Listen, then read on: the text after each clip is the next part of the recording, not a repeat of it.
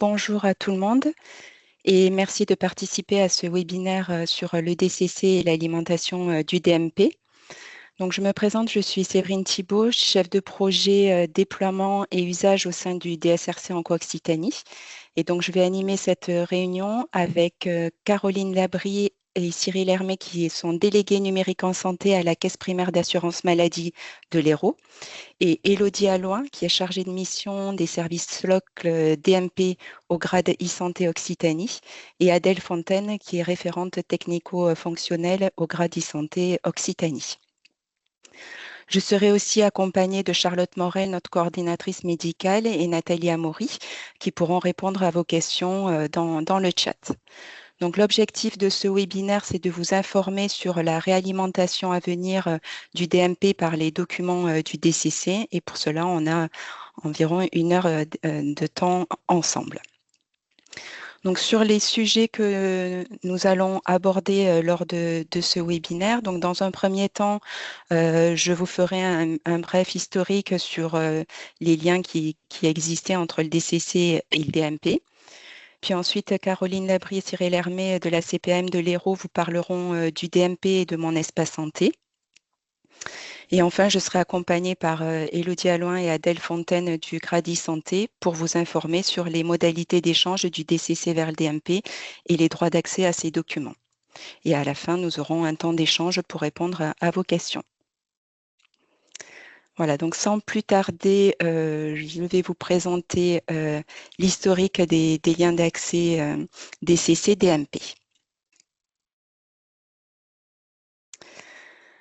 Donc, en décembre 2019, le DCC alimentait le DMP avec les fiches RCP et les PPS. Cet envoi était automatique au verrouillage des documents et il fallait que l'identité patient ait un INS calculé, donc un identifiant national de santé calculé. Et les fiches RCP étaient masquées pour les patients et visibles pour les professionnels de santé, et les PPS étaient visibles pour les patients. On a arrêté cet envoi des fiches RCP et des PPS au DMP pour des raisons techniques avec l'assurance maladie sur des interfaces qui n'étaient plus d'actualité. Donc voilà, donc l'arrêt a eu lieu en septembre 2023. Entre 2023 et 2024, on a mis en place des conditions nécessaires pour réalimenter le DMP par le DCC.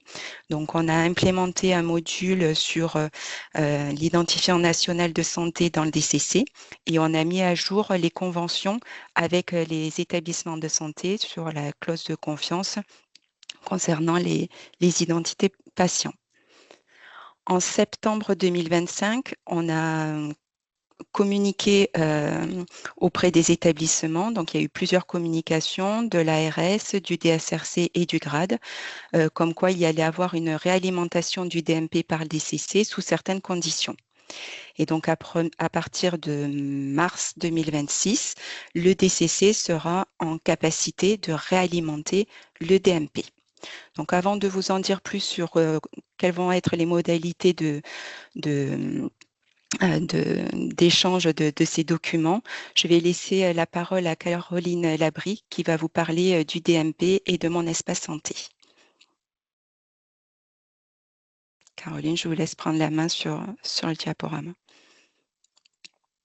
Bonjour à tous, est-ce que vous voyez mon écran? Oui, c'est parfait. Ah, très bien. Alors, donc, je me présente Caroline Labrie, déléguée numérique à l'assurance maladie. Donc, ma fonction, mes collègues et moi, en fait, accompagnons les professionnels de santé à tout ce qui est usage numérique, voilà, dans leur pratique. Donc, le dossier médical partagé. Ce dossier médical partagé, alors, petit rappel historique, la genèse. Il a été imaginé en 2004 et puis porté par l'assurance maladie. C'est un carnet de santé électronique informatisé. On parle de niveau de sécurité optimal dans le sens où voilà, il repose sur 3 dispositifs majeurs. On parle des certificats CPS ou ICPS, donc tout ce qui est carte professionnelle de santé. C'est l'Agence du numérique qui délivre ces cartes ou certificats. Côté patient, voilà, cette identité nationale de santé dont vous parliez, qui permet une identification unique pour chaque patient. Et puis enfin, un agrément, hein, en termes de données de santé, en termes d'hébergement, enfin voilà, agrément données de santé par rapport à ces hébergements, donc un très haut niveau de sécurisation. Côté professionnel, donc on l'a dit, ça se caractérise par un accès carte professionnelle ou ICPS. Côté patient, de son côté, via son profil Mon Espace Santé, alors il y a un identifiant, un mot de passe et un code à usage unique. La généralisation du DMP, alors, c'est depuis 2022, on a parlé du Ségur du numérique, qui s'inscrivait dans la stratégie Ma Santé 2022. L'idée, c'est de généraliser, hein, l'usage du DMP, de Mon Espace Santé, enfin donc, côté pro et côté, citoyen. Pour rappel, bah, c'est un investissement, historique massif de 2 milliards d'euros, donc des investissements. L'idée, c'est de fluidifier les échanges, de faciliter, donc les usages du numérique et de rendre accessible, hein, ce DMP, encore une fois, côté professionnel et côté, citoyen. Donc c'est un enjeu majeur, voilà, c'est ce qui est rappelé, puisque c'est un levier fort pour tout ce qui est transformation du système de santé. On parlait de défis aussi, auxquels est confronté le système de santé. Donc voilà, en termes voilà, de faciliter, enfin, voilà, il faut faciliter l'accès aux soins, il faut, sécuriser, les accès, faciliter, la prévention et cetera. Donc levier majeur.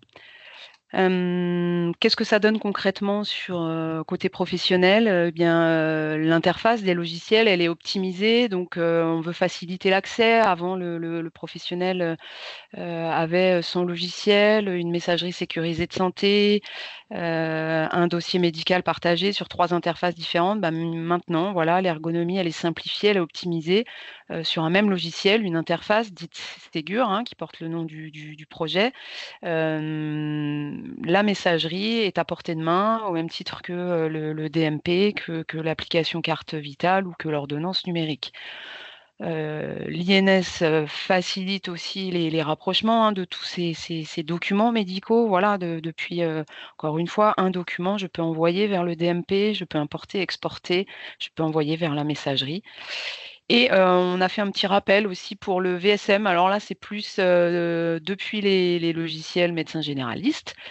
VSM, volet de synthèse médicale. Une possibilité pour eux, en un clic, d'adresser, un petit compte rendu, une synthèse, où figurent les antécédents d'un patient, les antécédents médicaux, les traitements en cours, les pathologies chroniques. Donc, certes, depuis le logiciel, métier des médecins généralistes, mais vraiment qui peut être utile à vraiment, l'ensemble des professionnels de santé du parcours. Alors voilà, le DMP, il est bien au cœur du parcours de soins, hein, du parcours de soins, oui, et puis du logiciel métier, des professionnels. Donc le DMP et gravite autour de ce DMP pas mal de téléservices. Donc l'INS, c'est le Sésame, l'identité nationale de santé. Avant même de pouvoir échanger de l'information, concernant un patient, il faut d'abord que je m'assure de son identité. Alors pourquoi pas le numéro sécu? Eh bien parce que sur un même numéro sécurité sociale, peuvent figurer plusieurs, patients, hein, maman, les enfants. L'identité nationale de santé, elle vient verrouiller le fait que j'ai bien une seule et unique personne en face de moi et que j'ai pas possibilité d'homonymie. Ensuite, à partir de là, eh bien, je peux, échanger de l'information. Donc je peux, alimenter, consulter un DMP. Je peux envoyer, des infos via la messagerie sécurisée de santé et ça à des professionnels ou à des patients et je peux utiliser l'ordonnance numérique ou l'application carte vitale, les derniers nés en termes de téléservices. Quels accès pour quels professionnels? Eh beh, ça, il y a une matrice, hein, qui définit, je rentre pas dans le détail, mais l'Agence du numérique en santé, propose voilà, une matrice d'habilitation qui définit précisément les accès de chacun, entre les médicaux, les paramédicaux, les administratifs. Certains ont accès ou pas aux rubriques du dossier médical partagé. Et enfin, la grande différence, DMP Mon Espace Santé. Alors, à retenir, le dossier médical partagé. Lui, il est ouvert pour la quasi-totalité de la population. C'est 96 des patients aujourd'hui qui ont un dossier médical partagé, puisque seuls ceux qui ont, refusé leur dossier médical n'en ont pas. C'est comme ça que la majorité des patients, des citoyens, ont un DMP alors même qu'ils l'ignorent. Bien souvent, ils ignorent qu'ils ont un DMP et donc ça, quel que soit le patient, hein, qu'il soit, âgé, éloigné de l'informatique, eh bien, il a tout de même un DMP. Bien souvent, donc, ils l'ignorent et ils ignorent également que ce dossier médical est, déjà largement alimenté. Puisqu'on a notamment les établissements, les laboratoires d'analyse médicale, les centres d'imagerie qui ont possibilité d'alimenter, de manière automatique, donc en masse, ces dossiers. Côté, médecins, pharmaciens notamment, infirmiers également, voilà, eux ont la possibilité aussi d'alimenter le DMP, notamment, c'est d'actualité, la vaccination en ce moment mais pas que. Donc les logiciels pharmaciens et médecins proposent des alimentations quasi automatiques. Bon, ça reste à la main, de chacun, en ce qui concerne l'alimentation, mais ces alimentations se font, voilà, de manière très simplifiée. Quant à mon espace santé, c'est la plateforme sur laquelle, en tant que citoyen, je dois me connecter. Si je veux aller voir ce qui se passe dans mon DMP, dossier médical partagé, alors moi, citoyenne, je dois me rendre sur mon espace santé, une plateforme dans laquelle, certes, il y a le DMP, mais pas que. C'est bien pour ça qu'on parle d'un espace santé. Dans cet espace, il y a donc un dossier médical, mais il y a également une messagerie sécurisée de santé, un catalogue de services, un agenda santé. Voilà. Donc, DMP, quasiment toute la population en a un et il est alimenté. Mon espace santé, là, c'est à la main des citoyens. Chacun le crée ou non. Et pour ceux qui l'ont créé, donc là, en l'occurrence, les plus à l'aise avec l'informatique, on est aujourd'hui aux alentours des 20 millions de personnes. Donc voilà, une progression qui continue. Voilà pour ma partie. Si vous avez des questions, donc eh bien l'espace de conversation ou le temps d'échange tout à l'heure. Je vais départager mon écran et laisser la main. J'ai vu une main qui s'est levée. Voilà, bonjour, Cécile Borel, médecin à l'Oncopole de Toulouse.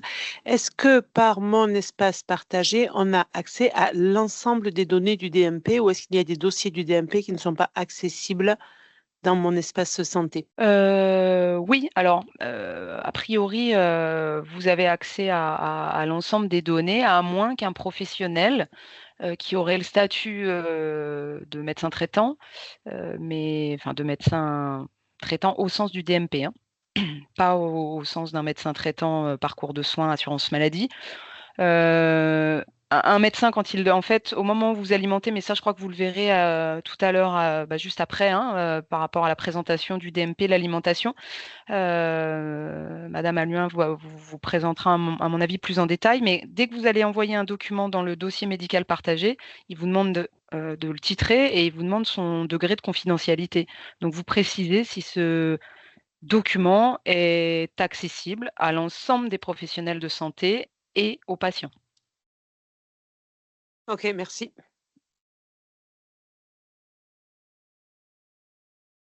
Je vois qu'il y a une question aussi dans le chat qui n'a rien à voir avec le DCC, mais existe-t-il un rappel informatique pour les vaccins réalisés?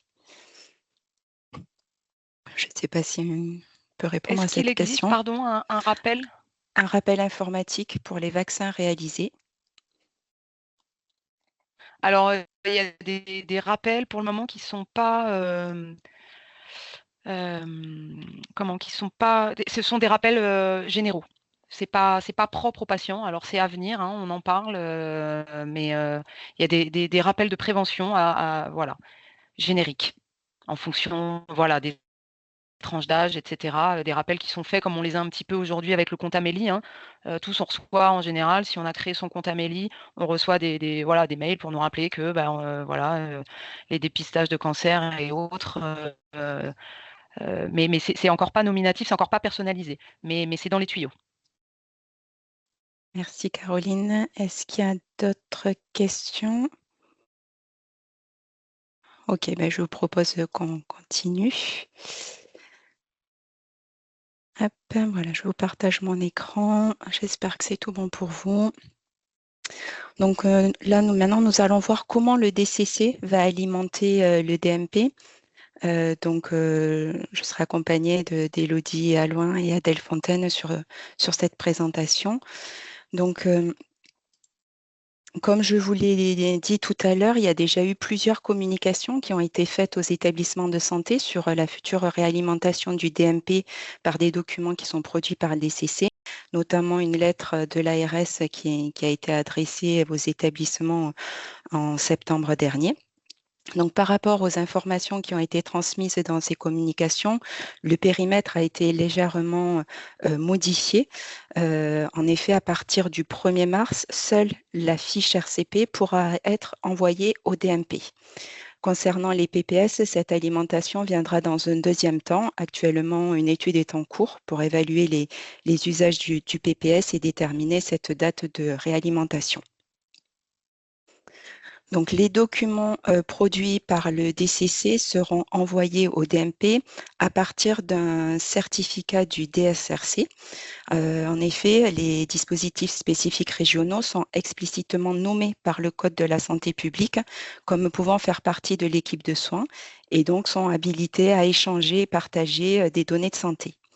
Donc, le DSRC est responsable du traitement vis-à-vis des établissements et des professionnels de santé pour les documents qui sont produits dans le DCC.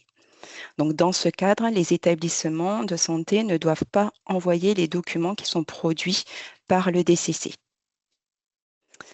Alors, quelles seront les conditions d'envoi de ces fiches RCP? Donc, il y a 2 conditions qui sont nécessaires pour que la fiche RCP parte au DMP. Il faut que la fiche RCP ait un statut verrouillé et que le patient dispose d'une identité nationale de santé au statut qualifié. Voilà, donc c'est les 2 éléments indispensables pour que le document puisse partir au DMP. Alors, la fiche RCP, donc la fiche RCP est envoyée, sera envoyée automatiquement donc, dès le verrouillage. Elle sera en visible pour les professionnels de santé et en non visible pour les patients ou les représentants légaux, pour les patients mineurs ou patients sous tutelle. Il y avait un sujet aussi sur le fait qu'il y avait un possible démasquage de la fiche RCP après un certain délai. Pour l'instant, il n'y a pas d'éléments complémentaires concernant cette fonctionnalité. Donc, la fiche RCP sera bien en non visible pour les patients. Voilà. Bien sûr, il y a une application quand même de la matrice des droits fonctionnels au DMP. Et donc là, je vais laisser la parole à Élodie et Adèle qui vont vous parler de tout ça. Oui. Juste, pardon, je me permets, Élodie, avant de te laisser la parole. Il y a une question dans le chat, plus pour peut-être Charlotte, si tu veux intervenir sur les craintes et difficultés concernant le dépôt du PPS dans le DMP. Oui, bonjour. On est en train d'évaluer les usages du module PPS du DCC dans le DMP et on a une crainte, comme le PPS serait affiché de manière visible dans le DMP, on veut bien vérifier avec les établissements qui l'utilisent que le PPS du DCC est bien fourni aux patients après la consultation d'annonce. Et le risque, enfin notre crainte à nous, c'était que le patient découvre qu'il a un cancer et la prise en charge avant d'avoir eu sa consultation d'annonce là. C'est pour ça que là, on se laisse 3 mois pour contacter l'ensemble des professionnels qui utiliseraient ce module-là pour vérifier que le PPS est bien remis au patient après la consultation d'annonce ou lors de la consultation d'annonce. Voilà pourquoi on a fait le choix de décaler de 3 mois.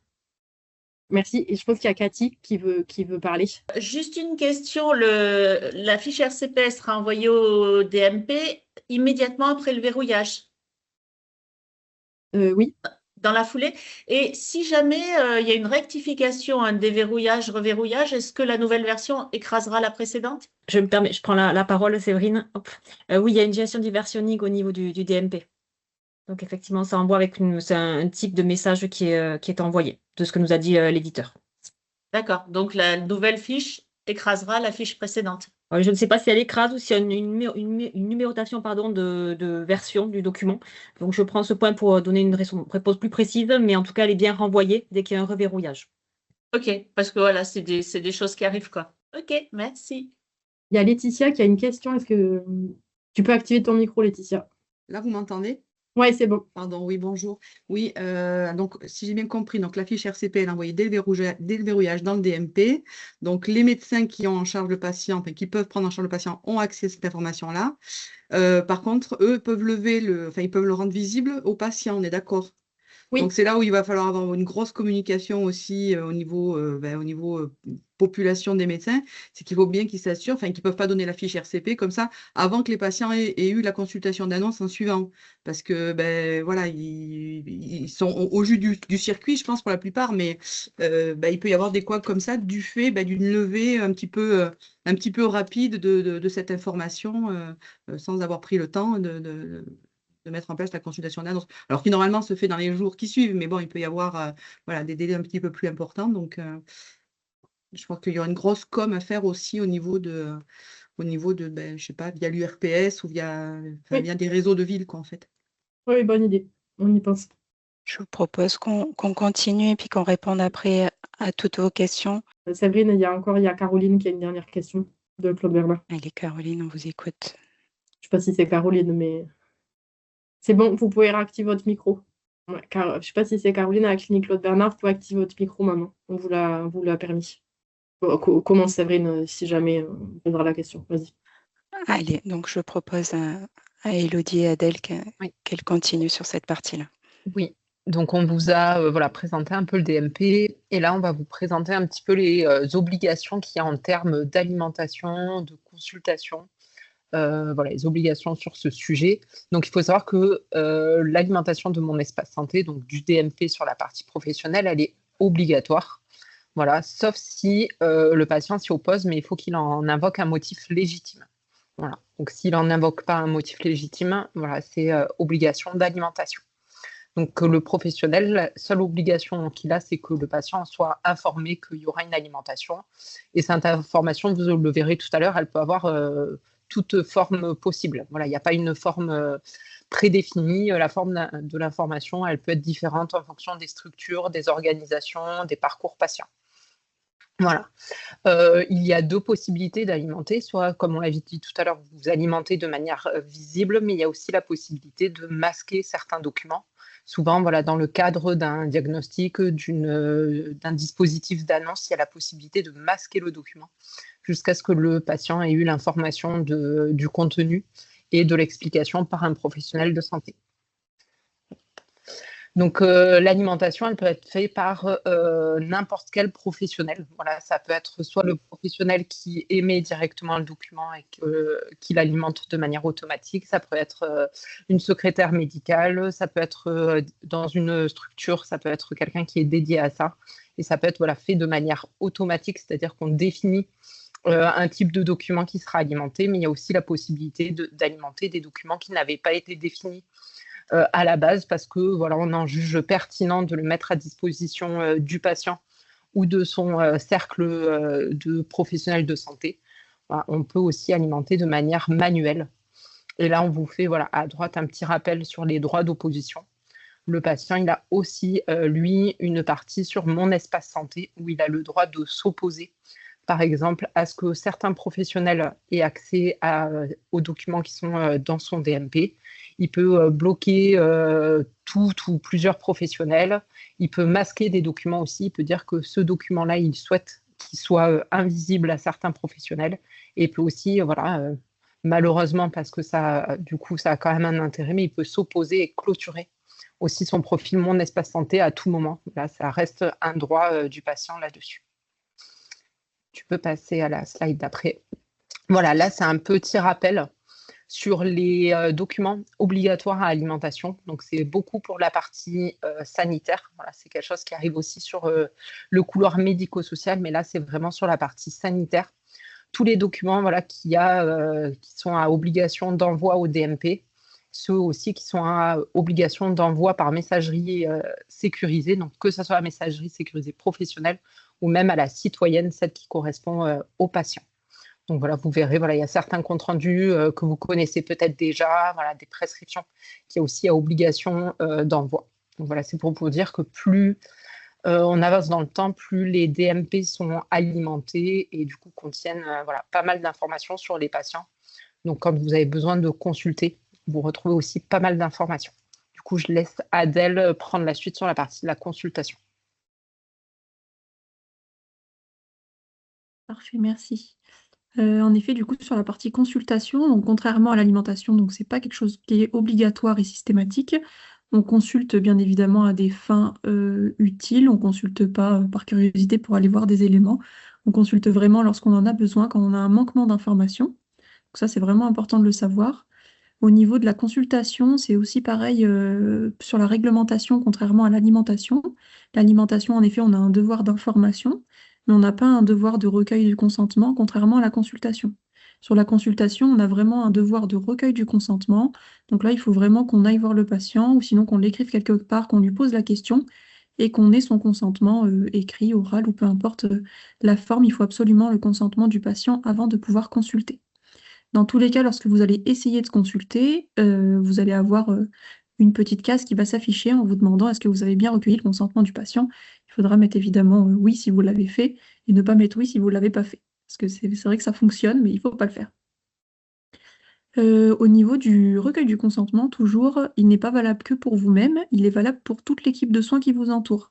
C'est-à-dire que si dans le cadre d'une consultation, mais plus largement d'un protocole de soins ou, je sais pas, d'un parcours de soins plus global, ce parcours de soins, il va englober plein de professionnels différents, plusieurs rendez-vous peut-être sur plusieurs temps différents, sur tout un mois ou sur même peut-être 6 mois. Dans tous les cas, le consentement, il est à demander une fois par un professionnel, mais du coup, il est valable pour toute l'équipe de soins, pour le parcours de soins sur lequel le professionnel a demandé le consentement. Voilà. Donc sur 2 parcours de soins différents, on le recueille bien évidemment 2 fois, mais sur un même parcours de soins, même si ce parcours de soins s'étend sur toute l'année, ou voire plus, on recueille le consentement une fois, ça suffit, et pour toute l'équipe de soins aussi, ça suffit. Vous n'avez pas d'obligation encore de tracer le consentement du patient. Pour autant, évidemment, on vous conseille de le faire pour la simple et bonne raison que si vous avez seulement le consentement oral et que derrière, le patient va avoir la notification qu'un professionnel a consulté son DMP et ne va pas se souvenir qu'il a donné son consentement, s'il se retourne contre vous, vous n'avez aucune preuve pour prouver qu'il a donné son consentement. Donc là, vous jouez gros. Donc on vous conseille quand même de le tracer à l'écrit, de mettre, je ne sais pas, une petite case à cocher dans un courrier ou peu importe, un petit peu comme l'information. Dans tous les cas, on conseille de le faire à l'écrit à un moment donné. Donc, qui peut faire cette action? Ça, on en a déjà parlé. C'est la matrice d'habilitation. La matrice d'habilitation, rien de compliqué. Comme on vous l'a dit précédemment, c'est vraiment plein de lignes avec toutes les professions qui puissent exister, avec plein de rôles également différents. Et en colonne, c'est plutôt l'inverse d'ailleurs, vous avez tous les types de documents. Et vous avez des petites coches, tout simplement, en fonction de votre profession, à quel document vous allez pouvoir avoir accès en consultation ou non. Donc, ce qui veut dire qu'en fonction de votre profession, vous allez avoir accès à plus ou moins de documents. Pour vous authentifier, donc là, vous le savez, de toute façon, on consulte seulement si on est professionnel de santé, ou en tout cas qu'on veut accéder à des données de santé et qu'il y a une logique derrière, donc on va forcément avoir une CPS ou une ICPS. Au niveau des droits d'opposition du patient, c'est un peu le même, d'ailleurs c'est complètement le même que pour l'alimentation. Là, de toute façon, c'est plus facile de recueillir le non-consentement parce que de toute façon, on va le chercher, ce consentement-là, pour la consultation. Mais que dans tous les cas, même pour l'alimentation, le patient peut s'opposer. Même si pour le coup, là, il est plus autonome pour aller manifester son opposition. On peut aller sur la slide d'après. Ouais, Adèle, il y a une question juste. Oui. Le consentement de consultation du DMP est donc valable pour tout en établissement, quelle que soit l'équipe qui le prend en charge pour un établissement multidisciplinaire. Non, du coup, c'est valable pour le parcours de soins d'un patient. Si le parcours de soins englobe tous les professionnels d'un établissement, oui, ça peut être très rare, mais ça peut arriver. Souvent, c'est plutôt les établissements type EHPAD pour le coup. Mais sinon, non, le consentement, il est valable pour tous les professionnels qui font partie du parcours de soins du patient, qui vont intervenir pendant le parcours de soins. Les autres, pour le coup, il n'est pas valable. Mais du coup, comment faire en fait? Parce que si vous avez un service, c'est la chirurgie, après c'est l'oncologie médicale et encore autre chose. Donc c'est ça en fait. Oui. Comment faire? Admettons, on va dire le patient, il a une insuffisance cardiaque, donc il a la partie cardio, mais en fait après on lui diagnostique un cancer.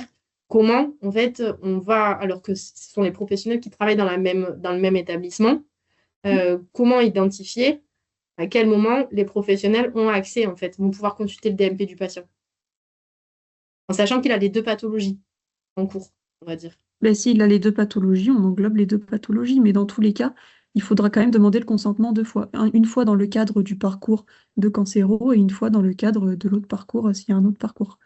Mais s'il y a des professionnels qui se croisent, en effet, ben, des fois, ils vont demander 2 fois le même consentement au même professionnel, mais parce que c'est 2 parcours différents. Et pour les professionnels qui ne se croisent pas, ben, pour le coup, là, on ne se pose pas la question. Mais il faut Donc, en fait, réussir à différencier les parcours. Ouais, c'est ça. Donc, à chaque entrée du patient dans un établissement, il va falloir autoriser en fait, c'est quelque part au bureau des entrées, ces données. Oui, d'accord, ok. Ces données. Il faut identifier le pourquoi il vient. S'il vient Ok. pour un parcours où on a déjà recueilli le consentement, on ne le redemande pas. S'il vient pour le parcours pour lequel on n'a pas encore recueilli le consentement, on demande. Et ça, du coup, c'est tracé où, là? Ça doit être tracé, le recueil du consentement, il doit être tracé où, dans le DPI de l'établissement?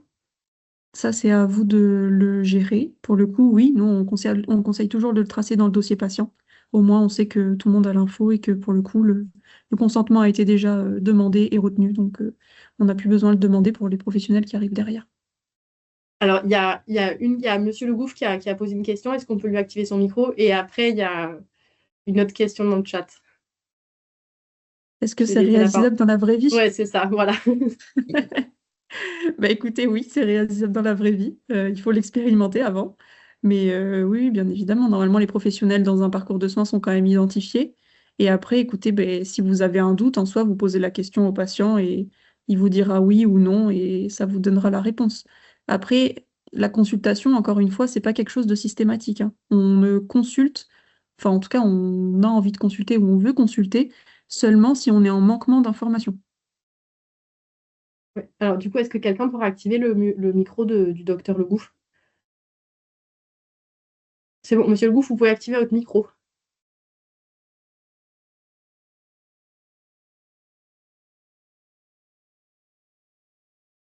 Bon, je vais répondre à la petite question, peut-être qu'il y a en attendant. Ouais, c'est ça, voilà. Sur une chirurgie en lien avec l'onco, c'est le même plan de soins. Mais oui, oui, oui. Après, c'est à vous d'aussi d'organiser en interne, de savoir qu'est-ce qui vous paraît logique de faire partie de ce parcours de soins ou pas. Si pour vous, c'est logique que tel professionnel fasse partie de ce parcours de soins, même s'il n'est pas directement lié à 100%, ben, on l'inclut et on ne se pose pas vraiment la question. C'est vraiment une organisation interne, hein. De toute façon, l'équipe de soins, c'est quand même quelque chose d'assez large. Et la définition, il fallait en donner une. Il fallait donner un cadre, il a été donné, mais après, c'est vraiment à chaque établissement de se l'approprier. Il faut que ça reste, on va dire, logique. Voilà. Je pense Ok. que je ne peux pas dire plus que ça. Et ouais, nous avons aussi 2 autres questions dans le chat en termes de notification. Une première où le patient en fait reçoit une notification dès que la fiche RCP est envoyée dans son DMP.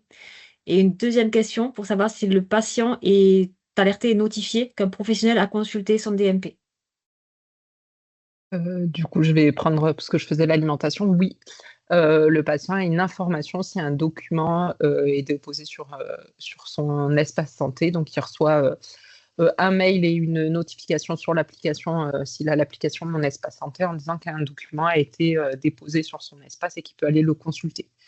Et après, si un professionnel vient consulter, il a aussi l'information en disant, entre guillemets, par notification, tel jour à telle heure, docteur ou tel professionnel avec la profession associée a consulté votre espace santé en consultant tel document.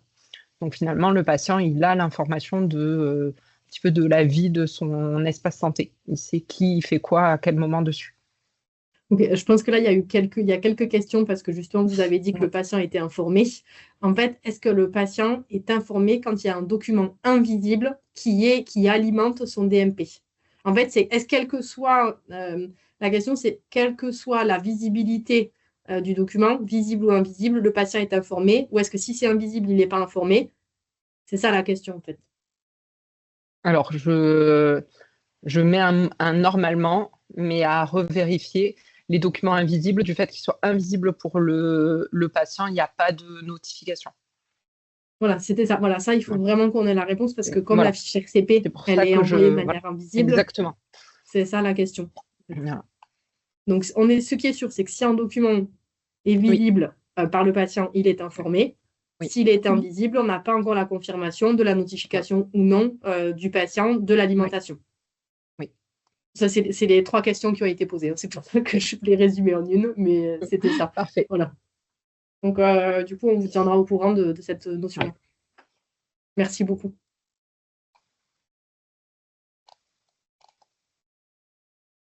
Alors, concernant l'information aux patients, donc là, on revient un petit peu sur l'alimentation dont vous a parlé Elodie. Donc, en effet, pour l'alimentation, contrairement à la consultation, on ne demande pas un consentement, mais on a le devoir d'informer le patient. Donc, l'information, elle est assez libre, hein. Elle peut être de manière orale, écrite ou sur des plateformes en ligne, peu importe. Dans tous les cas, la règle à retenir, c'est qu'il faut que le patient ait l'information par n'importe quel moyen à disposition qui lui dit l'établissement ou peu importe, on va alimenter le DMP. Dès que vous alimentez le DMP, il faut que le patient ait l'information quelque part à sa disposition, qu'il puisse aller la chercher, la prendre. C'est à lui, il a quand même une grosse part d'autonomie là-dessus, hein. L'information, ça peut être seulement un petit prospectus posé quelque part, ça peut être une petite ligne rajoutée quelque part, peu importe. Il faut que vous ayez mis l'information quelque part que vous alimentez. Mais en tout cas, c'est au patient d'aller chercher l'information. Vous n'avez pas besoin de lui dire vous êtes sûr, nous on alimente le DMP, ou est-ce que vous êtes d'accord, etc. Ça, c'est pas besoin. Il faut que ce soit quelque part. Et là-dessus, voilà, le patient est autonome pour aller chercher l'information et de s'y opposer si jamais il n'est pas d'accord. Mais en tout cas, vous n'êtes pas obligé d'aller lui dire et lui demander s'il est d'accord ou pas. Si jamais il trouve l'information, enfin il a l'information par lui-même, ce qui est censé être le cas, et qu'il n'est pas d'accord, il vient dire je ne suis pas d'accord qu'on alimente mon DMP. Bon bah c'est tout à fait entendable, il a ses raisons et dans tous les cas c'est quand même à l'appréciation du professionnel de santé, mais voilà, en tout cas il peut quand même s'y opposer. Je ne sais pas s'il y a des questions là-dessus. Oui. Oui, il y a Laetitia. Oui, je voulais savoir s'il y avait quelque chose de prévu par rapport à l'accompagnement du patient, enfin, par rapport à l'accessibilité de cette fiche RCP qui reste quand même au départ un document, on va dire, de travail pour les équipes avec des champs, enfin, c'est vraiment des documents médicaux, enfin, avec des champs structurés et avec des champs, comment dire, qui sont pas toujours très parlants pour le patient. Donc le patient, si on lui lève si on lève cette possibilité d'accès, il va avoir cette fiche là, donc qui est présentée comme elle est présentée, hein, qui va assurer l'explication éventuellement de cette fiche en suivant, parce que on explique au patient la décision de RCP dans le cas d'une consultation d'annonce, donc on rend l'information accessible, lisible par le patient. Là, il va avoir le document en l'état, on va dire, qui sert à la fois aux professionnels pour pouvoir poser une décision thérapeutique et le patient, il va avoir de l'information un peu dans tous les sens.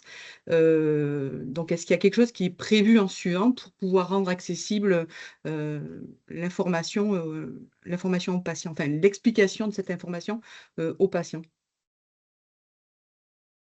Au niveau du document en lui-même, non. Après, le patient lui a accès à son document, mais après, Donc, je ne sais pas si s'il vous... ne comprend pas ce document parce que c'est du document très médical, en fait, à une RCP, c'est pas une consultation, c'est pas un compte-rendu de consultation, hein, c'est un document, voilà, enfin, vous savez comment c'est fait, qui va assurer cette explication au patient. Est-ce que c'est le médecin généraliste? Est-ce que, enfin, voilà.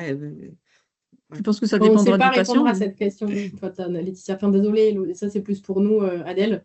Et c'est ça. Alors, est-ce que peut-être à terme, il y aura la possibilité éventuellement de réfléchir à une fiche RCP pour le patient plutôt, un peu plus structurée, enfin un peu plus, comment dire, pas structurée, mais avec des phrases. Oui, à discuter. Voilà. Mais Voilà. ça sera Plutôt qu'un l'objet, document justement. martyr, on va dire, où on pose tout dessus, le C'est ça. stade, voilà, on met du TNM, on met du. Enfin, il y a plein de choses. Le patient, il connaît pas tout ça parce que ce sont des termes techniques, en fait. Donc, voilà. Comment on assure ensuite en suivant le. Non, mais je pense qu'il faudra se poser la question, parce que c'est bien beau de rendre accessibles les documents aux patients, mais s'il ne les comprend pas, après, ben, voilà, il y a un service après-vente à pouvoir assurer. Ça, on te compte dans le groupe de travail, Laetitia. Oui, avec grand plaisir. Oui. Il y a une autre personne qui a une question. Vous pouvez activer votre micro. Oui, bonjour, Dr. Liang Tong. Par rapport à la consultation et l'alimentation du DMP, quand l'HAS fait ses évaluations, elle va interroger les patients sur la connaissance de ces informations.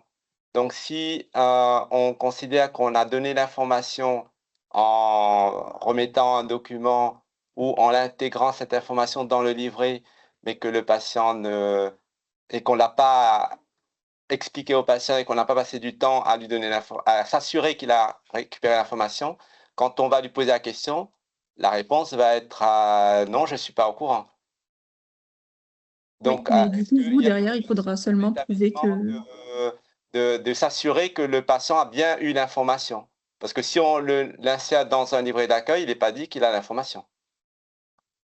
Bah, si le livret d'accueil, il l'a lui en sa possession, il est censé avoir l'information. Vous aurez devoir de prouver à la HAS lors de l'évaluation que l'information, elle était disponible. Et ils le savent, hein, de toute façon, dans leurs analyses, qu'il y a un devoir d'information et pas plus.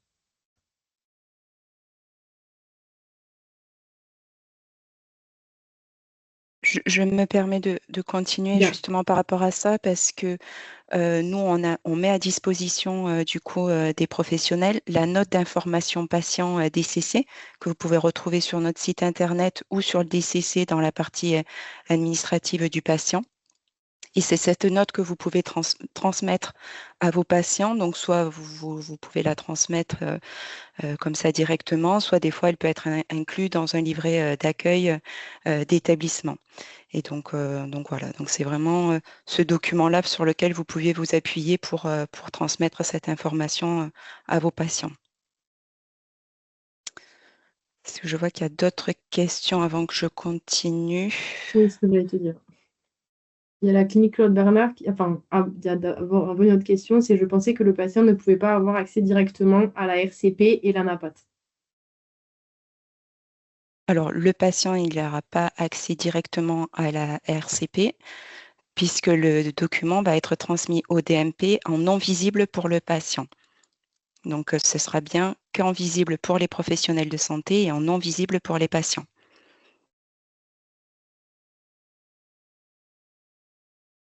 Cathy, Et je vois... ensuite, Oui, je vois qu'il y a une... Cathy, si tu veux activer ton micro. Oui, j'avais juste une question technique. En fait, le DMP, c'est une interface pour mon espace santé, c'est ça? Parce que les professionnels de santé, ils vont consulter quoi? Le DMP ou mon espace santé? Ils vont Alors là, consulter le DMP, en effet. oui, je me permets de reprendre. Oui, c'est ça, ils consultent le DMP. Côté professionnel, c'est toujours le DMP. Mon C'est espace toujours le santé, DMP. Ouais, c'est pour le patient uniquement, hein. d'accord. Et si le patient rajoute un document dans son espace santé, du coup, ça ne remonte pas dans le DMP? S'il est dans... Si c'est un document, bien sûr que si c'est un document à destination du dossier médical, oui, il sera visible. Par contre, vous D'accord. savez, hein, si c'est un document qui a été mis par un professionnel de santé ou enfin inséré par un professionnel de santé ou par le patient. Oui, voilà. Moi, si je mets un document dans mon espace santé, il remontera dans le DMP. Oui. D'accord. OK.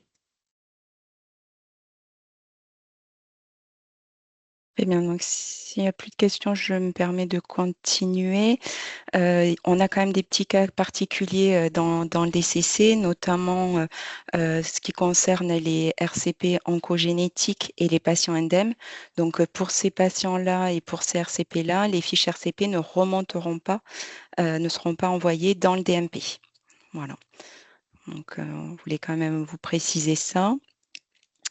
Et ensuite, on voulait aussi vous informer qu'on a déployé sur le DCC une fonctionnalité qui permet aux coordonnateurs et à tous les utilisateurs qui ont des droits de verrouillage de décider de l'envoi ou non de la fiche RCP vers le DMP. Donc, cette fonctionnalité, elle sera accessible à la session de RCP et concernera toutes les fiches RCP de la session. Donc, par défaut, cette fonctionnalité sera mise à non, ce qui veut dire que les fiches RCP ne seront pas envoyées de façon automatique, sauf si vous activez cette fonctionnalité. Cependant, on vous conseille quand même vivement d'activer l'envoi automatique des fiches RCP au DMP. Sachez aussi quand même qu'on a la possibilité, donc là c'est à la session, on a la possibilité de paramétrer cet affichage, de changer le mode d'affichage par défaut si vous le souhaitez. Et dans ce cas-là, vous pouvez nous en faire la demande via le menu assistance du DCC. Voilà. Séverine, il y a deux questions. Ouais. Oui. Il y a comment, donc c'est pas la RCP, c'est la fiche RCP, Audrey, qui est intégrée, qui va être insérée dans le DMP. Donc, est-ce que la question, c'est dans quelle section du DMP du patient la fiche RCP est envoyée?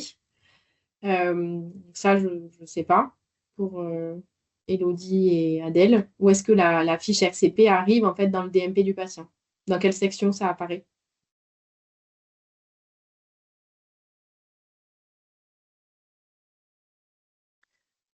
Ça, pour le coup, je ne sais pas. Je pense que c'est la section, c'est à choisir en fonction avec l'éditeur, de savoir si vous voulez qu'elle arrive où dans le DMP.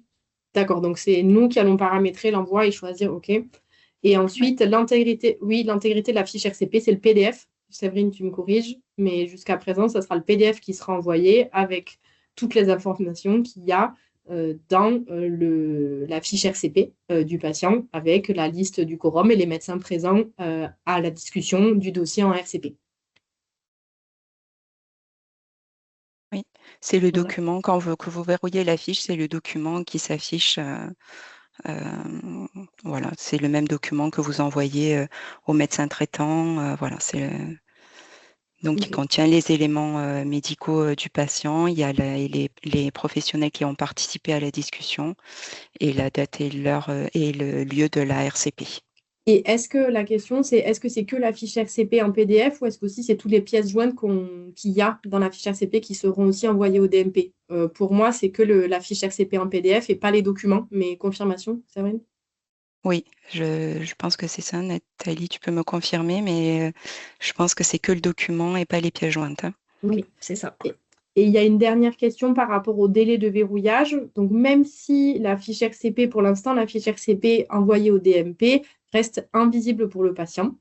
Donc, le délai, est-ce qu'il faut un délai, pas un délai par rapport au verrouillage? Dans tous les cas, ça sera invisible pour le patient.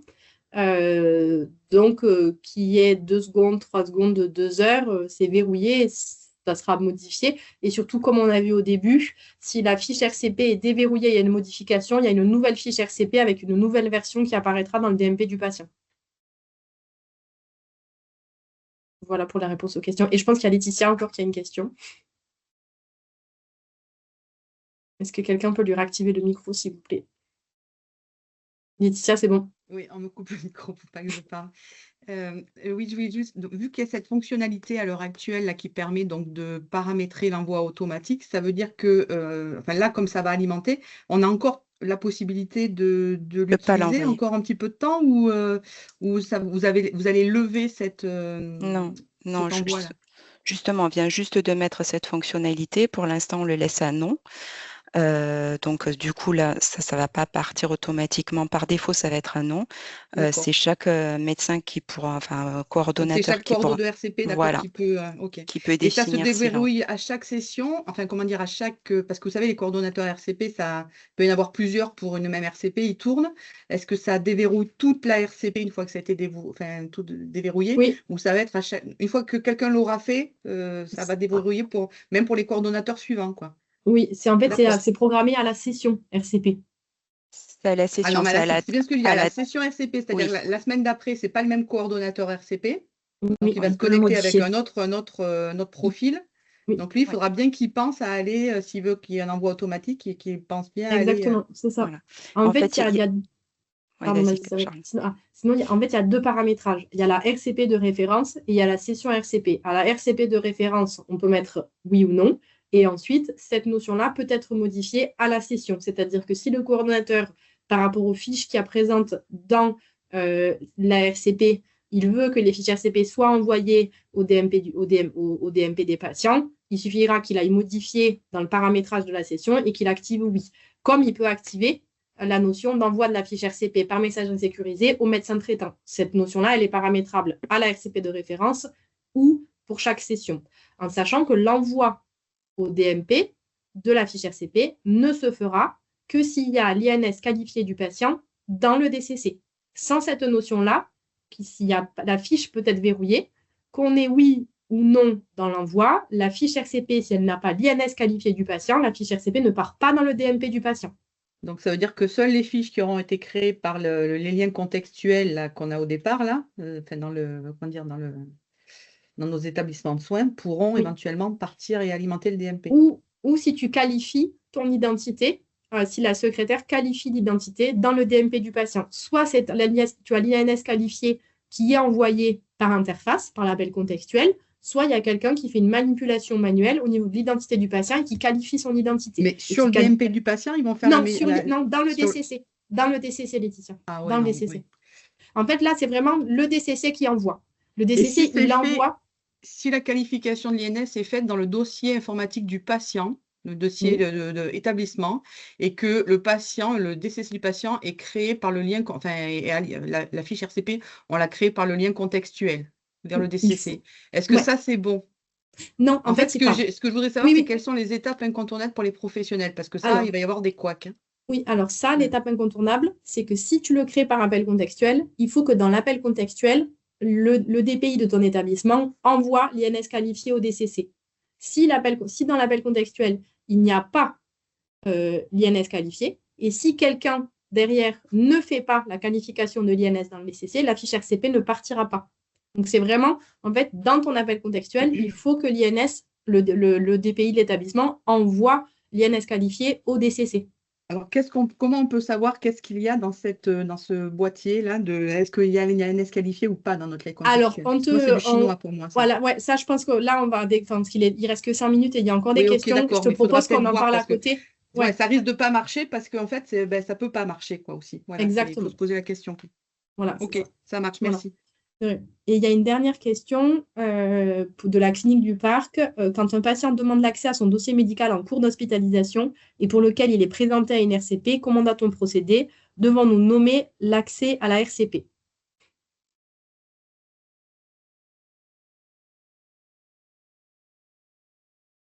En fait, vous voulez dire accès à la fiche RCP? Si le patient, en fait, il demande l'accès à son dossier médical et que vous avez la fiche RCP, c'est la fiche RCP, vous pouvez lui donner accès. Pour moi, c'est ça. Enfin, Séverine, s'il y a quelqu'un d'autre qui pense... Je n'ai pas tout à fait compris la question. Est-ce que vous pouvez nous donner une petite précision, s'il vous plaît? En fait, la question, c'est quand un patient te demande accès à ton dossier médical, est-ce que, et pour lequel il y a une discussion à RCP, il va avoir accès il va avoir une fiche. Oui, c'est ça, la fiche RCP. Et en fait, la fiche RCP, elle fait partie du dossier patient. Donc oui, il faut lui donner accès à la fiche RCP. En fait, on parle vraiment de fiche RCP et pas de présence du patient en session RCP. Parce qu'à chaque fois, je vois qu'il y a marqué RCP, mais nous, on parle vraiment que de fiche RCP. Les patients n'assistent pas au RCP organisé par les établissements. C'est vraiment le compte-rendu PDF de la discussion en RCP, la fiche qui est telle qu'elle, qui est envoyée dans les DPI des établissements. Et ça, c'est envoyé au DMP. Et voilà. Et je pense qu'il y a deux questions. Cathy, tu as une question et après Elodie, Elodie. Tu peux activer ton micro, Cathy. Juste une question rapide. Est-ce qu'il est prévu de faire une communication très, très claire et très précise aux coordonnateurs et aux administrateurs de RCP sur ce nouveau processus? Oui. OK. Il y a le webinaire actuel. Et oui, il faudra qu'on fasse la communication. OK. Et ensuite, Elodie, vous avez une question? Ouais, en fait, c'est juste, pendant ce temps, j'ai fait les tests pour des documents déposés de manière invisible. Il n'y a pas de notification qui apparaît au patient. Voilà, j'ai fait comme ça.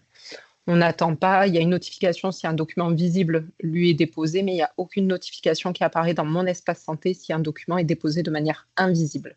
Super, merci beaucoup. Après, j'ai une dernière question. Si le patient n'a pas de DMP ou n'est pas d'accord de l'alimenter, comment doit-on procéder?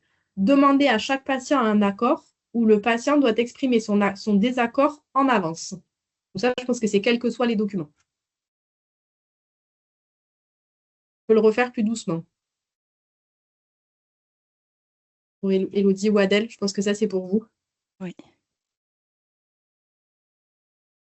Donc, je vous le Si redis. le patient n'a Ouais. pas de DMP pour le coup, donc là on parle d'ouverture, donc s'il s'est opposé à l'ouverture, dans ce cas-là, de toute façon, on ne pourra pas alimenter, ça ne sera pas possible techniquement. Donc vous aurez un message d'erreur, impossible d'alimenter, le DMP n'existe pas. S'il n'est pas d'accord pour alimenter, c'est quand même à l'appréciation du médecin qui veut alimenter. Donc c'est à vous de juger si vous alimentez quand même ou s'il n'est pas d'accord pour des bonnes raisons, il va vous l'expliquer et que du coup vous n'allez pas alimenter. Le but, c'est de pas d'aller à l'encontre de la volonté du patient. S'il a pris l'information, qu'il est allé qu'il est allé lui-même vous voir pour dire je suis pas trop d'accord qu'on alimente ce document pour telle ou telle raison, bon, c'est quand même mieux d'aller dans son sens, c'est quand même plus logique. Voilà. Il y a Monsieur Bordard qui a posé une question, mais je ne suis pas sûre de comprendre. Comment faites-vous des tests sans INS véritable? Je suppose que c'est pour moi, Monsieur Bordard, sur comment j'ai fait le test, c'est ça? Parce que si c'est ça, c'est que j'ai alimenté mon propre DMP. Voilà. J'ai utilisé ma carte CPS et j'ai alimenté mon propre DMP. Ok. Voilà. Merci Élodie. Et De rien. ensuite, pour répondre à Joël, bonjour, existe-t-il une base de DMP test où nous pouvons tester avec des patients tests? Donc, cette notion-là, une fois que nous, en tant que DSRC, on s'engage à tester, bien sûr, à avoir la version test du DMP, voir comment les fiches RCP vont s'afficher dans les DMP du patient. Voilà, pour être sûr de ce fonctionnement. Donc, Nathalie Séverine et moi, avec David Loupia, on va vérifier en fait toute cette partie-là, interface et comment ça s'affiche. Mais on vous dira. Donc, on saura déjà dans quelle section la fiche RCP sera disponible. Voilà. Juste parce que je vois que le temps file vite, j'avais juste encore une dernière information à vous faire passer. Pour information, on a répondu à un appel à projet, un KNS sur la production, déploiement et exploitation au sein de mon espace santé du programme personnalisé de soins auquel le consortium Mediware a répondu. Donc, c'est les régions Occitanie, Pays de Loire, Réunion et Martinique. Donc, on a reçu un avis favorable à notre dossier de candidature, mais on n'a pas encore la notification officielle de lancement. Et cet appel à projet va nous permettre de mettre en conformité les fiches RCP et le PPS avec le référentiel d'exigence minimale. Et il y a plusieurs attendus sur le DMP, notamment la consultation du DMP depuis le DCC et des évolutions sur l'alimentation. Donc, c'est des évolutions qui vont arriver courant 2026-2027. Bien sûr, vous serez informés de tous ces éléments-là. Voilà, et si vous voulez en savoir plus sur cet appel à projet, on vous a mis le lien dans la présentation. Voilà pour tous les éléments. Est-ce qu'il restait encore une petite dernière question? Il y a une question, mais je pense que ça n'a rien à voir avec la fiche RCP. C'est Élodie et Adèle. Est-ce que les établissements ont accès à un DMP test? Je pense que c'est pour voir comment ça se comporte, comment les documents envoyés de l'établissement au DMP se comportent. Oui, en fait, il existe une base de test du DMP qui est accessible que si vous avez commandé des cartes de test auprès de l'Agence du numérique en santé. En gros, vous pouvez commander des cartes de test en disant je veux des cartes médecins, pharmaciens, etc., etc. Et vous avez une plateforme dédiée avec une base de patients test. Donc, ce n'est pas les patients lambda, vous avez vraiment une base de patients test qui vous est donnée, voilà, avec des INS voilà, spécifiques pour ces patients-là. Mais tout le monde peut y accéder du moment que vous avez demandé vos cartes de test. Ok. Et alors, du coup, il y a une dernière question d'Éric Bordard. Mais avec les cartes test, comment les alimenter? Comment les qualifier? Voilà. Sur vos logiciels? Ça, je ne sais pas. Voilà. Si c'est avec vos logiciels, il faut voir auprès de vos éditeurs qui, normalement, Les ont des DMP bases. des patients tests. La question, c'est des DMP des patients tests. En gros, vous n'avez pas besoin de qualifier parce qu'en gros, vous avez déjà les numéros INS. En gros, vous avez une trame qui existe avec les noms, prénoms, les numéros INS des patients tests et qu'est-ce qu'il y a dans leur DMP si jamais vous avez besoin pour des formations de savoir quels documents il y a, s'il y a de la vaccination, s'il y a des documents, etc. Voilà. Et si jamais c'est via vos logiciels, il faut se retourner auprès de vos éditeurs qui, eux, ont normalement des choses de test. Bon, je crois que le temps d'échange, on est bien. bon. Ouais, je crois qu'on les a fait et je vois qu'on a dépassé le temps. Donc déjà, je vous remercie pour tous ces échanges. Je remercie aussi les intervenants pour leur présentation. N'hésitez pas, si vous avez encore des questions, vous pouvez contacter l'assistance du DCC et on répondra à vos questions. Et puis, vous avez aussi notre petit questionnaire de satisfaction qui est disponible. Vous aurez bien sûr à votre disposition le replay et les présentations qui seront disponibles sur notre site internet et sur le DCC. Voilà, je vous remercie. Très bonne journée à tous et à bientôt.